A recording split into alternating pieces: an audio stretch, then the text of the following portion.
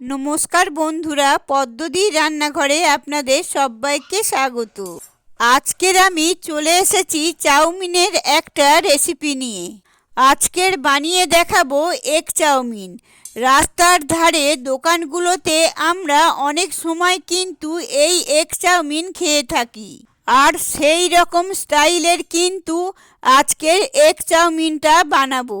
আশা করব আমার আজকের ভিডিওটা আপনাদের অনেক ভালো লাগবে।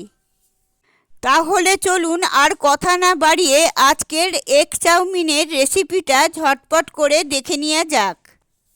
তো দেখুন, এগ চাউমিন বানানোর জন্য এখানে আমি নিয়েছি চাউমিনটা একটু সরু সরু চাউমিন নিয়েছি। এর থেকেও কিন্তু একটা সরু চাউমিন পাওয়া যায়, আপনারা চাইলে সেটাও নিতে পারেন। আর এখানে লাগছে কিছু সবজি, যেমন আমি এখানে নিয়েছি একটা বড় সাইজের ক্যাপসিকাম, একটু লম্বা লম্বা করে কেটে নিয়েছি।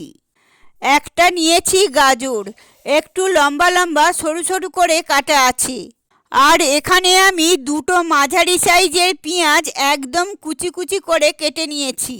আছে দুটো ছোট সাইজের টমেটো, একটু বড় বড় করে কেটে রাখা আছে। আর লাগবে ঝাল অনুযায়ী কাঁচা লঙ্কা। তো দেখুন, সবার প্রথমে চাউমিনটাকে আমাদের সেদ্ধ করে নিতে হবে। তার জন্য আমি একটা কড়াইয়ের মধ্যে বেশ অনেকটা পরিমাণে জল গরম করতে রেখে দিয়েছিলাম। তো জলটা কিন্তু অলরেডি ফুটতে শুরু হয়ে গেছে। এবার আমি চাউমিনটা সেদ্ধ করব। তার আগে এর মধ্যে আমি দিয়ে দিচ্ছি 1 চামচ লবণ, আর তার সাথে দিয়ে দেব খানিকটা সাদা তেল। সাদা তেল দিলে চাউমিনটা যখন আমরা সেদ্ধ করব তখন কিন্তু একটার গায়ে একটা যে লেগে যায় সেটা আর হবে না। তো এবার আমরা এই ফুটন্ত জলের মধ্যে চাউমিনটা দিয়ে দেব। আর চাউমিনটা কিন্তু আমি এই সময় আর ভাঙলাম না, কারণ চাউমিনটা এখনই নরম হয়ে যাবে। আর একটু লম্বা লম্বা চাউমিনগুলো খেতে বেশ ভালো লাগে। মোটামুটি 2 মিনিট পর কিন্তু চাউমিনটা এই রকম সফট হয়ে গেছে। চাউমিনগুলোকে একটু এই রকমভাবে আস্তে আস্তে করে ছাড়িয়ে দেব। গ্যাসের ফ্লেমটা মিডিয়াম টু হাইতে রেখে চাউমিনটাকে আমাদের সেদ্ধ করে নিতে হবে। আর খেয়াল রাখতে হবে চাউমিনটা যেন অতিরিক্ত সেদ্ধ হয়ে না যায়।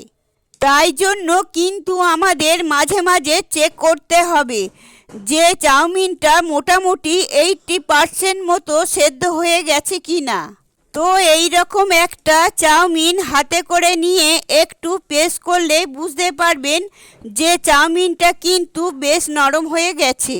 আর একদম গলে যাওয়ার আগের পর্যায়ে কিন্তু আমাদের চাউমিনটাকে নামিয়ে নিতে হবে। আর যেহেতু গরম গরম অবস্থাতে আরও একটু হয়ে যাবে, তো চাউমিনটা যেন একটু শক্ত থাকে, এই অবস্থাতেই নামিয়ে নিতে হবে। তো এখানে কিন্তু আমাদের চাউমিনটা সেদ্ধ হয়ে গেছে। এবার আমি এটাকে ভালো করে জলটাকে ঝরিয়ে নেব। এবার এই চাউমিনটার মধ্যে আমি বেশ খানিকটা সাদা তেল দিয়ে দেব। সাদা তেল দেওয়ার পর এটাকে ভালো করে মিশিয়ে এইভাবে ঠান্ডা করে নেব।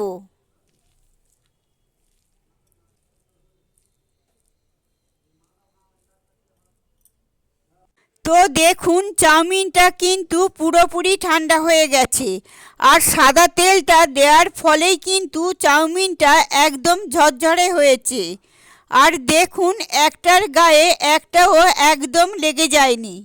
তো এখানে কিন্তু আমাদের সেদ্ধ করা চাউমিন একদম রেডি। বাকি প্রিপারেশনগুলো এবার আমি শুরু করব। যেহেতু আমি এগ চাউমিন বানাচ্ছি তার জন্য অবশ্যই আমাদের ডিম লাগছে। তো আমি এখানে 4টে ডিম নিয়েছি। ডিমের পরিমাণটা আপনারা আপনাদের পছন্দ মতো কমিয়ে বাড়িয়ে নিতে পারেন।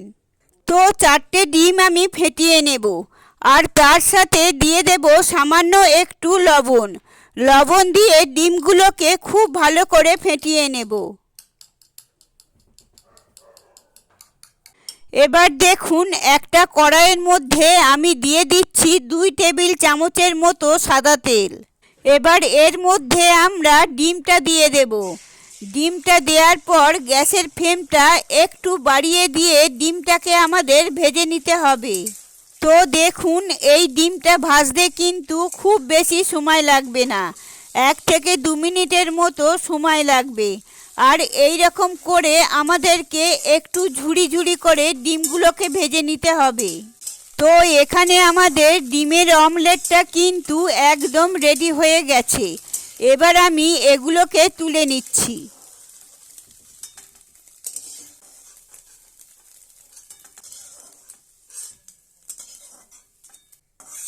ওই কড়াইয়ের মধ্যে আমি আরও 4 টেবিল চামচের মতো সাদা তেল দিয়ে দেব। এবার এর মধ্যে আমি দিয়ে দিচ্ছি পেঁয়াজ কুচি। পেঁয়াজটাকে দিয়ে একটু নাড়াচাড়া করে ভেজে নিতে হবে। পেঁয়াজটা কিন্তু একটু ভালো করে ভেজে নেব, যাতে পেঁয়াজের কাঁচা গন্ধটা চলে যায় আর পেঁয়াজটা একটু নরম হয়ে যায়। তো দেখুন 2-3 মিনিটের মতো আমি পেঁয়াজটাকে ভেজে নিয়েছি। পেঁয়াজটা কিন্তু বেশ অনেকটাই সফট হয়ে গেছে। এবার আমি এর মধ্যে দিয়ে দিচ্ছি সরু সরু করে কেটে রাখা গাজর আর ক্যাপসিকাম, আর তার সাথে দিয়ে দিচ্ছি কাঁচা লঙ্কা। এবার সমস্ত কিছু খুব ভালো করে নাড়াচাড়া করে এটাকে 2 থেকে 3 মিনিটের জন্য ফ্রাই করে নেব। গ্যাসের ফ্লেমটা কিন্তু এই সময় একটু বাড়িয়ে রাখতে হবে, যাতে সবজিগুলো ভাজতে ভাজতে আমাদের জলটা না বেরিয়ে যায়। তো 2-3 মিনিটের মতো গাজর আর ক্যাপসিকামটাকেও ভেজে নিয়েছি। এবার এর মধ্যে আমি দিয়ে দিচ্ছি টমেটো। টমেটোটা দিয়ে আবারও ভালো করে নাড়াচাড়া করে মোটামুটি টমেটোটা গলে যাওয়া পর্যন্ত অপেক্ষা করব।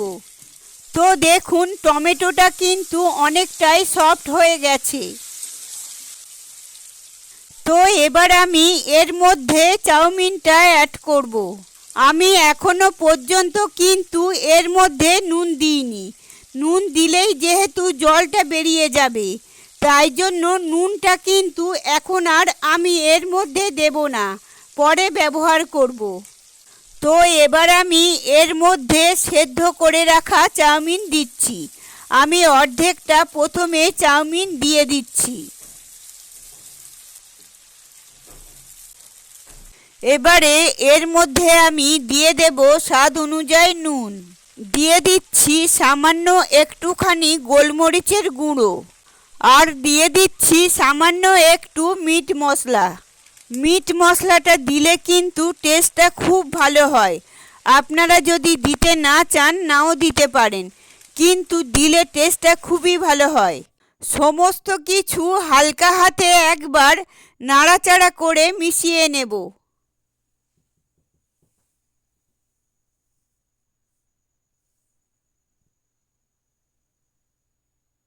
চাউমিনটা মোটামুটি অর্ধেকটা ভালোভাবে মিশে যাওয়ার পরেই তারপর বাকি চাউমিনটাও দিয়ে দেব। আবারও এর মধ্যে আমি দিয়ে দিচ্ছি স্বাদ অনুযায়ী একটু নুন। এবার আমি এর মধ্যে দিয়ে দেব 2 চামচের মতো চিনি, দিয়ে দিচ্ছি সামান্য একটুখানি মিট মশলা, আর দিয়ে দিচ্ছি অল্প একটু গোলমরিচের গুঁড়ো। এবার সমস্ত কিছুর সাথে একবার নাড়াচাড়া করে মিশিয়ে নেব। এবার এর মধ্যে আমি দিয়ে দিচ্ছি 2 চামচ সোয়া সস। চাউমিনটাকে খুব ভালো করে সমস্ত কিছুর সাথে একবার নাড়াচাড়া করে মিশিয়ে নেব, সবজিগুলো যাতে সমস্ত চাউমিনের সাথে ভালোভাবে মিশে যায়। সেই জন্য আমাদের চাউমিনটাকে একটু ভালো করে মিশিয়ে নিতে হবে।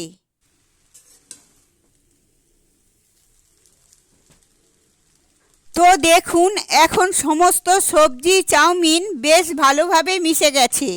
এবার এর মধ্যে দিয়ে দিচ্ছি আগে থেকে ভেজে রাখা ডিমটা। ডিম দিয়ে আবারও খুব ভালো করে মিশিয়ে নেব।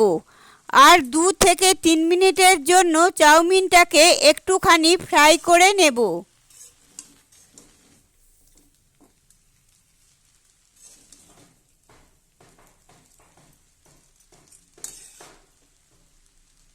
তো 2 থেকে 3 মিনিটের মতো চাউমিনটাকে ফ্রাই করে নেওয়ার পরেই গ্যাসটাকে অফ করে দিচ্ছি। তো তৈরি হয়ে গেল আমাদের একদম দোকানের স্টাইলের এগ চাউমিন।